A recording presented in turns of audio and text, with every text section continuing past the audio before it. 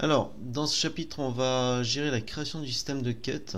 Pour ça, en fait, on va devoir déterminer quel est le PNJ qui va donner la quête et quel est le PNJ qui doit recevoir la quête. En sachant que le PNJ qui reçoit et qui donne la quête peut être le même PNJ. Alors pour ça, on va devoir retourner dans le structure quest et on va rajouter deux nouvelles variables. La première variable, ça va être le NPC sender, celui qui donne la quête.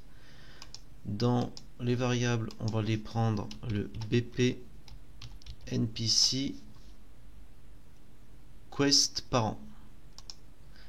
Ensuite, nouvelle variable, et là on va prendre le NPC recipient, donc celui qui reçoit la quête.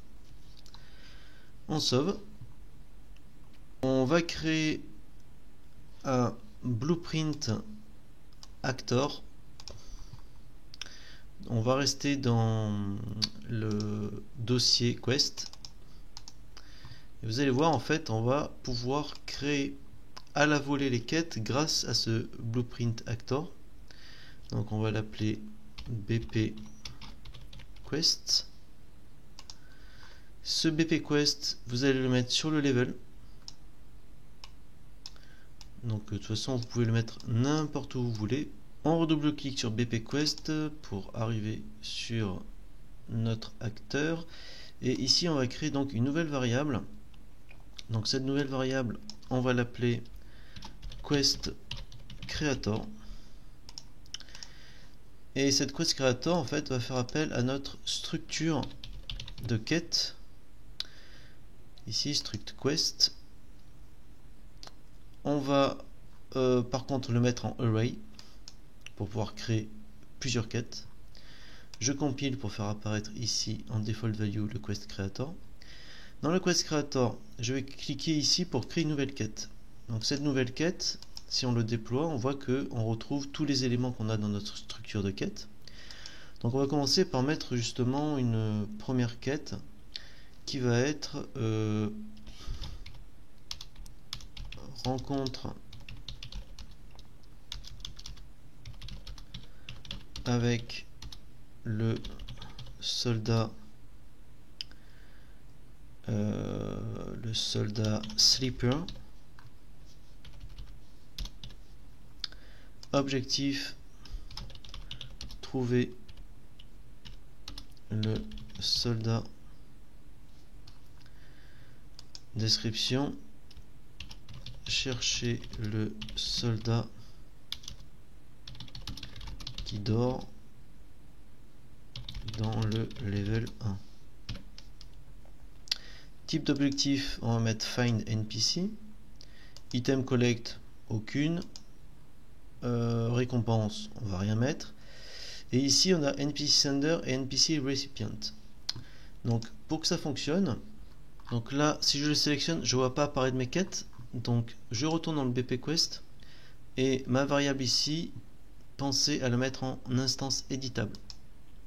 Une fois en instance éditable, je compile, je reviens sur mon level et là vous voyez apparaître en default en dessous de transform le quest creator. Donc je vais pouvoir comme ça renseigner directement la nouvelle quête. Alors notamment par exemple ma quête c'était rencontrer avec le soldat Sleeper, objectif trouver le soldat. Celui qui va me donner la quête, je vais cliquer ici sur le pick actor from scene. Je vais sélectionner cet acteur là et le récipient c'est celui qui dort, celui qui est ici. Je sauvegarde et donc là voilà, on vient de finir la quête. Mais ce qu'il nous faut encore renseigner, c'est l'état des quêtes, si elles sont réussies, accomplies, etc. Donc on va refaire une énumération. Donc vous allez dans Blueprint énumération. On va l'appeler enum state of quest.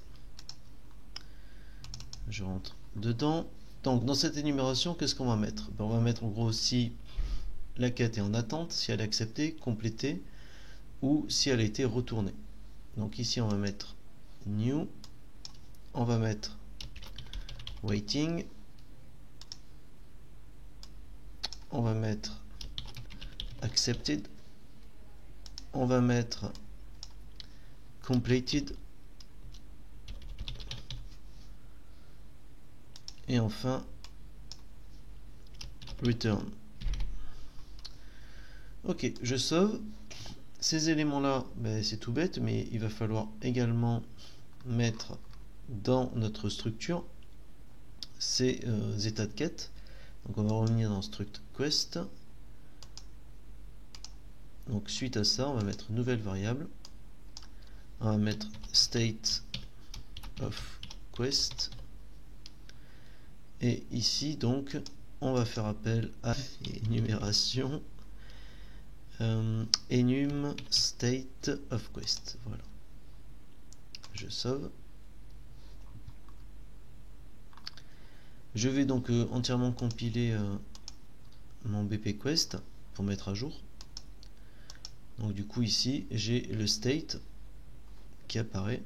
Donc de base on va le mettre d'ailleurs sur waiting, hein, vu qu'il est en attente que la quête soit prise.